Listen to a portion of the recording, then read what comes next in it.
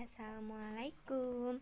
Jumpa lagi dengan Bu Ari di mata pelajaran matematika bab statistika untuk anak SMK kelas 12. Sebelum kita masuk ke materi, saya akan jelaskan peta konsep dari statistika. Statistika yang akan kita bahas meliputi pengukuran dan pengolahan data. Nah, pengukuran itu sendiri meliputi ukuran pemusatan data dan ukuran penyebaran data.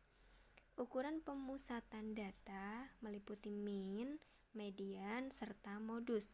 Sedangkan untuk ukuran penyebaran data meliputi jangkauan kuartil, jangkauan antar kuartil, simpangan kuartil, simpangan baku, serta simpangan rata-rata.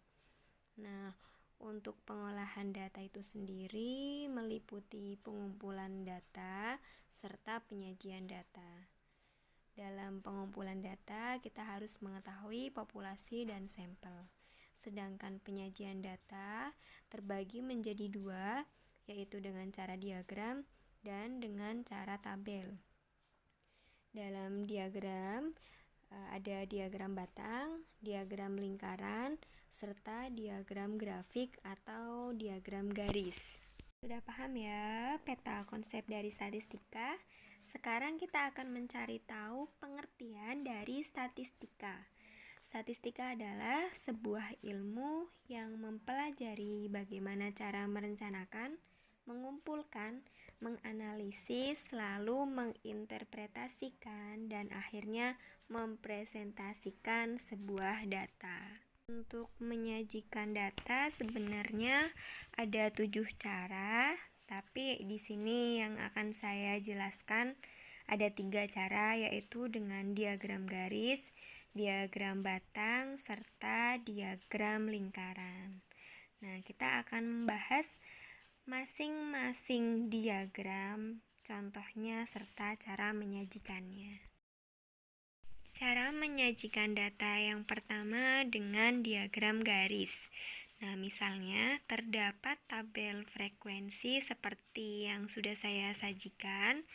Itu adalah kesukaan warna dari siswa, di mana yang suka merah 4, yang suka biru 6, kuning 4, hijau 12, ungu 3, dan yang suka hitam 1. Nah, apabila kita sajikan dalam bentuk diagram garis, bisa kita lihat di gambar yang sebelah kanan, di mana sumbu mendatarnya adalah warna kesukaan, yaitu merah, biru, kuning, hijau, ungu, dan hitam. Dan untuk sumbu menurunnya adalah banyak siswa. Banyak siswa di sini intervalnya harus sama, yaitu 1, 2, 3, 4.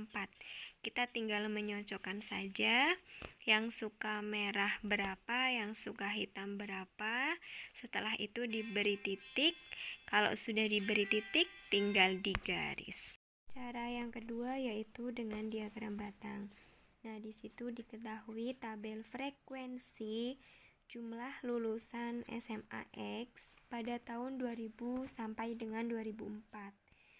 Pada tahun 2000 jumlahnya 20, 2001 40, 2002 50, 2003 70, dan 2004 100. Bisa kita sajikan dalam bentuk diagram batang seperti pada gambar di sebelah kanan, di mana sumbu mendatar sebagai tahun dan sumbu menurun adalah banyak lulusan.